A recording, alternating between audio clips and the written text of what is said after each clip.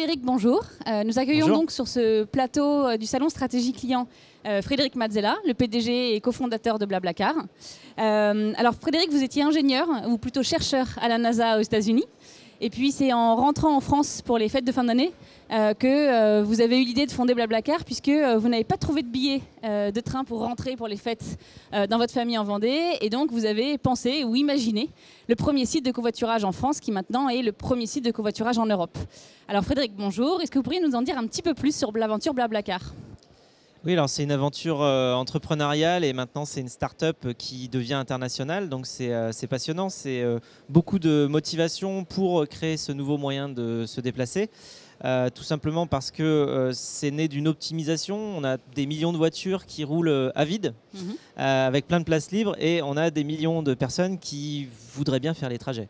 Donc en fait, tout ce qu'on fait, c'est mettre en relation des conducteurs qui ont des places libres dans leur voiture, alors généralement sur des distances de plusieurs centaines de kilomètres, avec des passagers qui cherchent les mêmes trajets, ce qui fait qu'on optimise les coûts. On optimise du coup aussi les émissions de gaz à effet de serre par personne transportée, et puis surtout on passe à un moment agréable tous ensemble dans la voiture. Donc en fait ça a beaucoup d'avantages, ce qui explique évidemment le succès du service aujourd'hui. Ce que l'on voit, c'est que ça permet de faire de grandes économies pour les conducteurs qui vont économiser leurs frais d'essence et de péage, et puis pour les passagers ça permet d'avoir une solution pour se déplacer à des prix défiant toute concurrence, puisqu'on va avoir des trajets comme Paris-Lille à 15 €, Paris-Nantes 25 €, Montpellier-Bordeaux 20 €. Enfin voilà, c'est ce genre de prix-là. C'est ce qui permet justement à la communauté de grandir. Aujourd'hui, c'est plus de 10 millions de personnes. Donc on est présent dans 18 pays.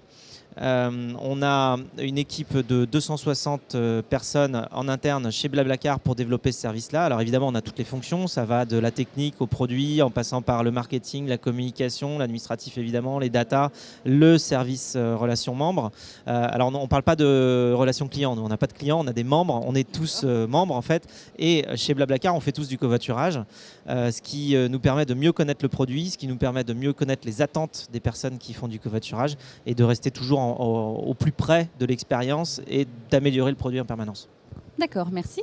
Et c'est quoi aujourd'hui le profil type du membre covoitureur ? Alors il n'y a pas vraiment de profil type, parce que là on parle quand même maintenant de plus de 10 millions de personnes, donc c'est quand même très très large. Ce qu'on peut dire, c'est qu'il y a quasiment moitié-moitié entre hommes et femmes, enfin c'est 45% de femmes, 55% d'hommes. On a 35% de personnes qui ont entre 18 et 25 ans, 35%, enfin un tiers en fait. C'est un tiers entre 18 et 25, un tiers 25-35 et un tiers plus de 35. Voilà, après ça peut varier un petit peu suivant les pays. Et par contre, ce que l'on voit, la vraie tendance très forte que l'on voit maintenant, mais ça c'est la même chose chez beaucoup de services, beaucoup de ce qui se passe dans le monde Internet, on voit un shift complet vers le mobile. C'est-à-dire qu'il y a 2 ans, on avait 15% des personnes qui utilisaient le service sur téléphone mobile. Et là, on se dirige lentement mais sûrement vers du 50%. Donc quasiment une personne sur 2 utilise son mobile maintenant, utilise Blablacar sur mobile plutôt que sur le site web. D'accord. Et comment on fait pour être bien rassuré et pour être serein avant de valider une réservation sur Blablacar ? Là, il y a plein d'informations qui sont diffusées, entrées par les membres, mais aussi notées entre les membres, puisque alors, quand on s'inscrit, on donne tout un tas d'informations, comme par exemple son nom, prénom, mais aussi sa photo, ses préférences, ce que l'on fait et les trajets que l'on fait. Mais aussi, les membres peuvent se noter entre eux. Donc quand quelqu'un a fait un covoiturage avec quelqu'un d'autre, eh bien, vous avez les avis.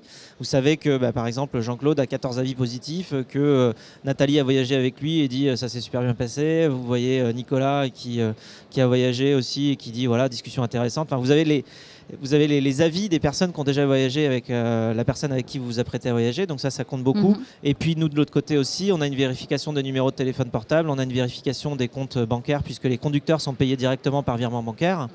Donc voilà, il y a tout un ensemble. Et puis après, il y a tout le service membre qui, chez nous, justement, va modérer et être à l'écoute permanente de la communauté pour justement apporter le service de meilleure qualité dans un climat de confiance. D'accord. Et alors, vous travaillez avec Webhelp, justement, c'est cette partie de la réassurance. Est-ce que vous pouvez nous en dire un petit peu plus sur qu'est-ce qu'ils font pour vous et comment vous travaillez ensemble ?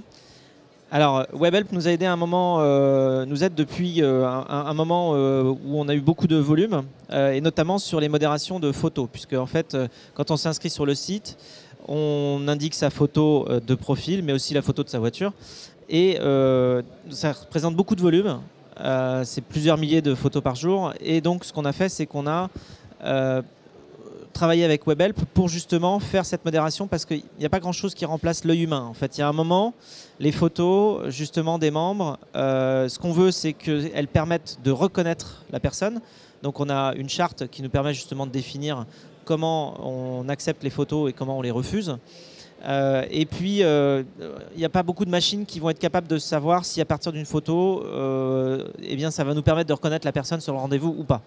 Donc, en fait, c'est surtout cet œil humain sur des grands volumes dont on avait besoin et que WebHelp a su nous apporter. D'accord. Et vous avez défini au préalable une charte, justement, avec des critères très précis sur qu'est-ce qu'on accepte et qu'est-ce qu'on n'accepte pas comme photo? Oui, mais ce qui se passe, c'est qu'on le faisait nous-mêmes avant. Hein. C'est-à-dire que ça a été transféré de l'interne vers WebHelp. On faisait déjà nous-mêmes cette modération-là, donc on avait déjà cette charte-là. Ce que l'on a fait, c'est qu'on s'est appuyé sur justement l'expérience de WebHelp pour faire ça. Et nous concentrer sur d'autres aspects de l'amélioration du produit. D'accord.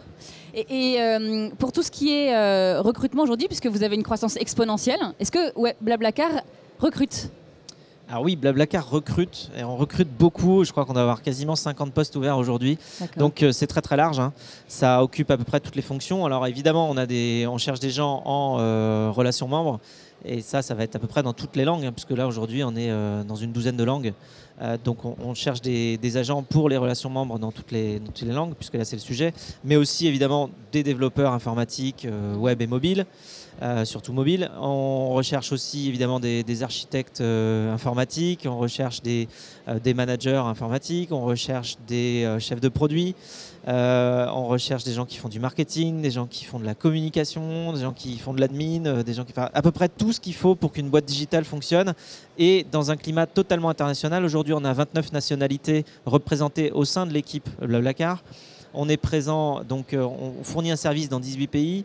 Donc voilà, on est une boîte qui est en train véritablement de devenir globale. On est leader sur notre secteur, on est leader mondial en covoiturage longue distance. On a une opportunité très très grande d'aller faire un acteur mondial significatif dans ce domaine-là.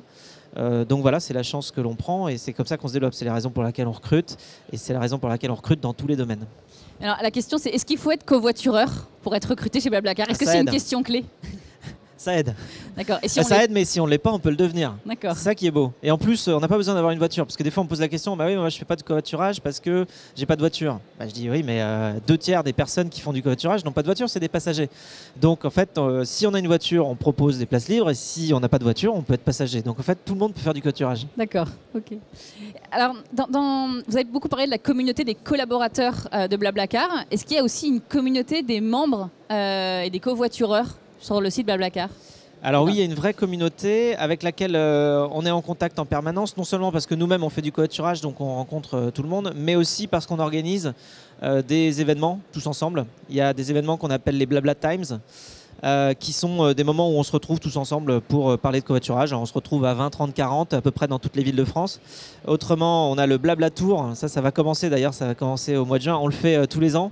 Et là on repart au mois de juin jusqu'en septembre. Le Blabla Tour, l'année dernière on a fait 41 villes en Europe, où justement on fait des Blabla Times, on va rencontrer un peu tout le monde. On est aussi présent sur les festivals cet été, sur beaucoup de très gros festivals, parce que en fait le covoiturage pour les festivals c'est très pratique. Les gens vont exactement au même endroit, puis en plus en général les festivals sont un petit peu dans des coins reculés, donc c'est mieux d'y aller en voiture, c'est plus facile. Donc voilà, il y a une vraie communauté qui est animée. Il y a des millions de fans sur Facebook aussi. Bon, évidemment, sur Twitter, on est très actif. Donc il y a une communauté à la fois offline et à la fois online. Les deux sont très bien reliés. C'est-à-dire que tout ce qu'on fait un peu sur le terrain, eh bien, est relayé sur Facebook. Je vois là pour Pâques, on avait fait une séance sur une aire de covoiturage où en fait, on avait fait une chasse aux œufs de Pâques qu'on a relayé sur Facebook. Ça a super bien marché. Enfin voilà, il y a un vrai esprit communautaire, d'entraide. C'est ça qui construit aujourd'hui la communauté. D'accord. Alors, pour finir, c'est quoi les ambitions de demain? C'est quoi encore ce que vous allez développer chez Blablacar? Alors en termes de produits, on a encore des choses. On va devenir de plus en plus mobile. Donc de plus en plus pertinent en utilisation en mobilité, donc avec des évolutions produits. En termes d'expansion géographique, eh bien, on continue ce qu'on a commencé, c'est-à-dire que là, si on regarde sur les 6 derniers mois, on a ouvert en Turquie, en Inde, en Croatie, Roumanie, Hongrie et Serbie. Donc on a ouvert 6 pays en 6 mois. Je ne promets pas qu'on va faire encore 6 pays dans les 6 mois qui viennent parce que c'est quand même compliqué. Puis en plus, dans le wagon de pays, là, il y a l'Inde, et l'Inde, c'est quand même 1,2 milliard de personnes, donc ça va nous occuper un petit peu. C'est plusieurs pays d'un coup. Voilà, ça fait une vingtaine de pays d'un coup.